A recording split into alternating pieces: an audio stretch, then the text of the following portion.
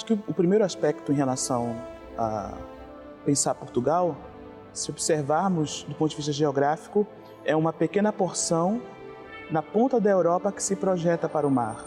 Então a experiência do mar é muito importante para os portugueses desde sempre. Não por um acaso, pensando na literatura portuguesa, você pega dois grandes exemplos, Luís de Camões, Fernando Pessoa e tantos outros. O mar é sempre motivo da sua narrativa. Então, essa experiência do mar, a grande fronteira de Portugal, na realidade, é o mar. Então, essa experiência do mar projeta esse povo para outros lugares, por assim dizer. E, em se tratando do papel da igreja nesse processo, é um papel fundamental. Se nós lembrarmos, o aspecto fundante do cristianismo é Jesus dizer aos discípulos que eles precisam evangelizar todos aqueles que não conhecem a palavra dele. Ora, quando eu me projeto para o mar para conhecer lugares novos, significa que esses lugares novos onde não conhecem a palavra de Jesus é preciso que conheçam e por isso eu preciso me projetar para esses lugares. Então essa experiência do mar em Portugal é uma experiência também que a fé cristã vai ajudando e vai impulsionando.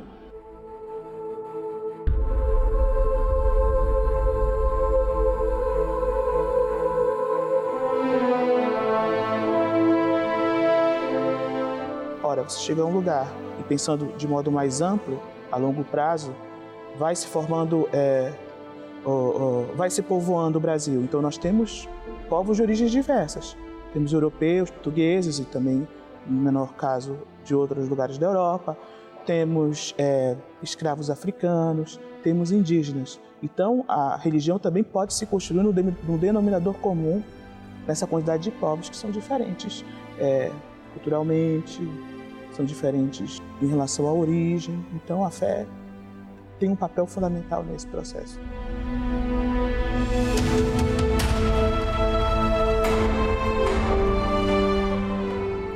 Os jesuítas se projetaram muito. E essa projeção se deve, em grande medida, porque grande parte da atividade missionária nos territórios coloniais se deu com eles.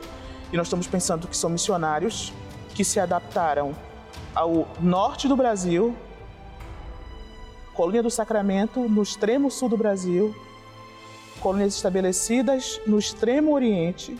Então, uma mesma ordem religiosa que consegue, em grande medida, ser o que o termo católico, que vem do grego, significa. Católico significa universal. Então, essa é uma ordem que, ainda no contexto colonial, se espraia para todos os recantos do mundo.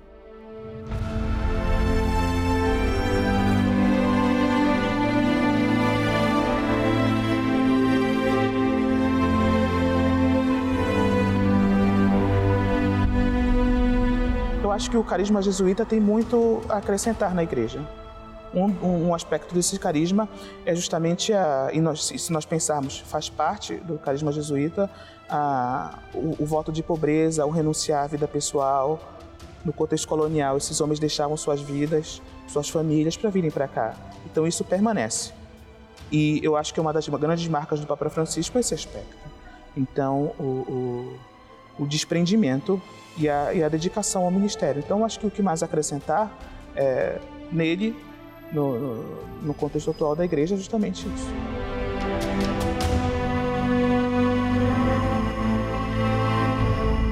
Então, podemos considerar que a Ordem de Cristo foi uma das instituições que esteve na base do processo daquilo que nós chamamos da expansão e dos descobrimentos. Não ela própria, mas através das pessoas que ela incluía enquanto instituição. Sabemos que todo o processo da construção de Portugal tem a ver com a efetiva presença das ordens militares no território, porque estávamos precisamente num período e num tempo em que havia uma contenda entre duas grandes religiões, ou três no fundo, que se combatiam, portanto num processo da chamada Guerra Justa, enfim, e Portugal está incluído completamente dentro desse processo. E, portanto, a questão das ordens militares, as ordens de cavalaria, foram fundamentais, digamos, na expulsão, pode-se dizer assim, da presença muçulmana aqui na Península Ibérica e tiveram sempre muito poder e muita força. Foi-lhes atribuída essa força, pode-se dizer, porque eram militares, portanto, e toda a base da formação de Portugal enquanto nação parte desse princípio formado um pouco na guerra da apropriação de um espaço para se constituir uma nação. Portanto, estes cavaleiros, no fundo, eram cavaleiros ao serviço da Igreja, pode-se assim dizer, da grande Igreja. Não estamos a falar só da Igreja portuguesa, mas, de facto, Portugal e também Espanha, teve um papel muito importante nesta fase da vida da Europa, da vida do mundo, e a Ordem de Cristo está integrada neste grande processo.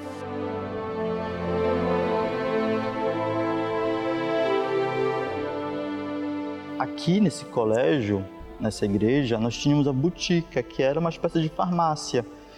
Então, a ciência que era praticada, não apenas com as plantas, com as ervas medicinais da região, que são também fundamentais, não é? A gente não pode desconsiderar o conhecimento indígena, mas o jesuíta, que também era um cientista, muitos cientistas vieram para cá, estudavam essas ervas com um olhar mais científico e desenvolviam os medicamentos na botica. Então isso foi progredindo de tal modo que nós temos aqui hoje nossa ciência na região amazônica, né? E aquela questão, né? Perdemos porque a última expulsão de 59, né, de 1759, levou tudo. Todo esse legado foi apagado, porque não era apenas importante para os opositores da Companhia de Jesus expulsar os jesuítas. Era importante expulsar, mas apagar tudo. Era importante apagar toda a memória, todo o percurso deles. Isso foi feito com muito trabalho e deu muito certo. Foi feito com muito sucesso, portanto, né? Porém, algumas coisas sobram. Estamos na igreja de Santo Alexandre. Olha aqui, isso tudo aqui é legado de arte jesuítica. Isso tudo foi esculpido com a mão de obra indígena, que foi, de algum modo, treinada, de algum modo não, fortemente treinada nas oficinas dos padres jesuítas para erigir toda a arte aqui dessa igreja. Então, temos muitos legados aqui. Infelizmente, não temos uma universidade de 300 anos, porque a expulsão levou essa oportunidade, mas temos muita coisa. O principal é a educação, né? Volto a dizer, estamos falando em português aqui.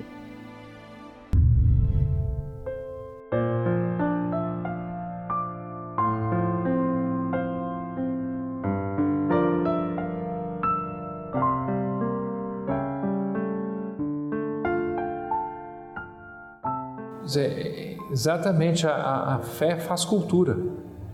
Ela influencia na música, influencia na pintura, na escultura, nas artes em geral. A fé faz cultura.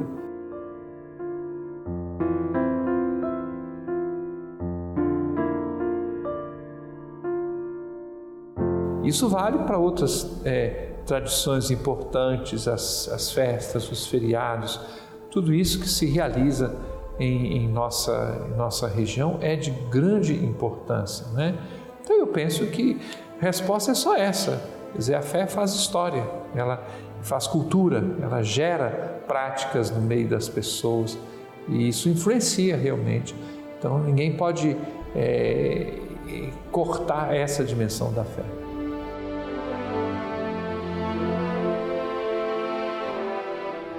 É muito interessante a questão de Portugal ter sido o grande evangelizador do mundo e agora, neste último ano ou nos últimos anos, temos recebido missionários. De facto, porque enriquecemos todos uns com os outros e a herança é a mesma e a fé é a mesma. O que acontece é que às vezes nós vamos caminhando tanto que acabamos por perder o ponto de partida. Acabamos por nos perder no meio do caminho.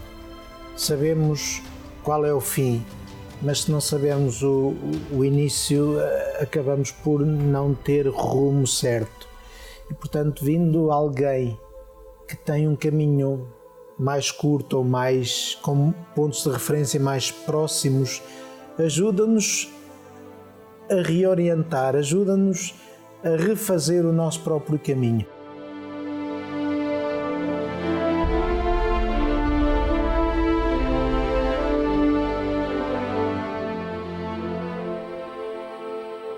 mas é importante e é necessário. E esse caminho vamos-lo fazendo, ou seja, esse caminho de redescobrir a fé, de redescobrir a alegria do Evangelho. E o Papa Francisco tem falado muito, e é também uma graça para a Igreja que ele tenha vindo da Argentina, portanto, de um país de missão, de um país longe, quase dos confins do mundo, como ele disse, para de facto nos fazer recordar esta Igreja em missão, esta Igreja em saída, que não pode contentar-se apenas com a defesa do seu bastião, com a defesa do seu castelo, porque temos muita gente fora de nós que bate à porta e quer entrar, que também precisam de refúgio, e nós não podemos dizer, não, este é só o nosso refúgio.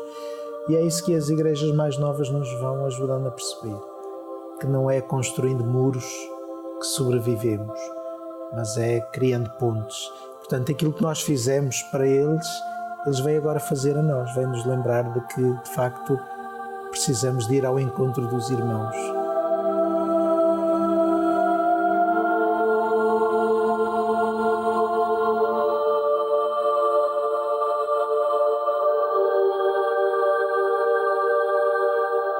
Em 1889, o Brasil se torna uma república. E como uma república, um país laico.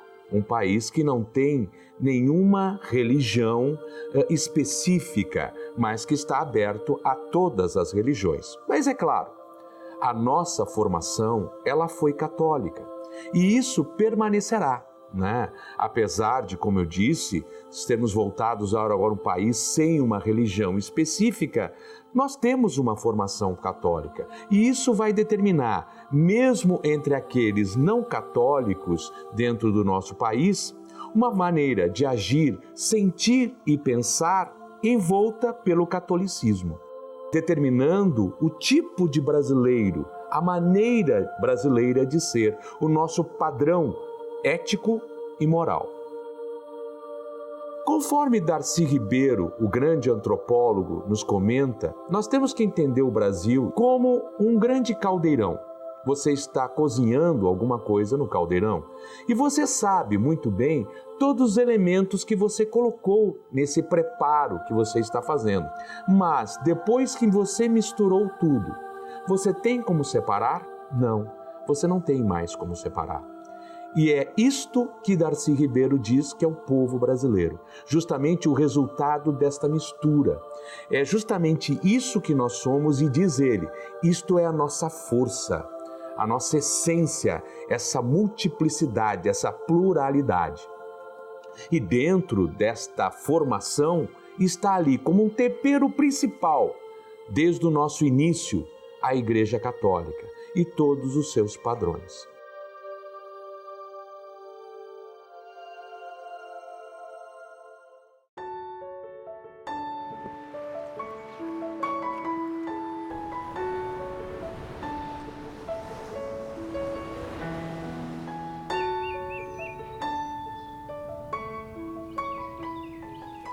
Em termos de contribuição de Portugal para o Brasil, na parte de fé, história, ela é plena e total.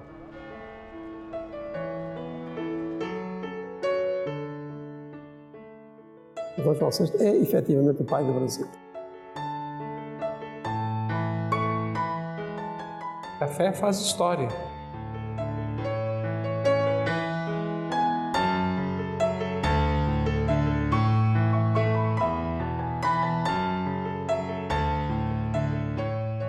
O empreendimento de colonização foi uma aliança entre o Estado português e a Igreja Católica.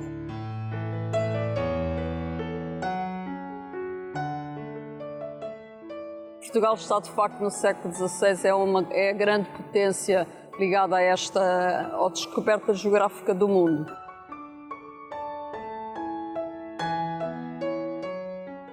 O índio não se apagou, não morreu, não acabou.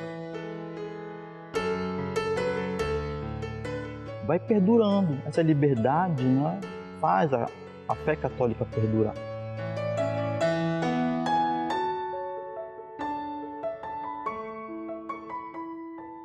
Então, essa experiência do mar em Portugal é uma experiência também que a fé cristã vai ajudando e vai impulsionando. Mas ali tem uma dimensão transcendente. Cristo está presente. Cristo chegou aqui no Brasil.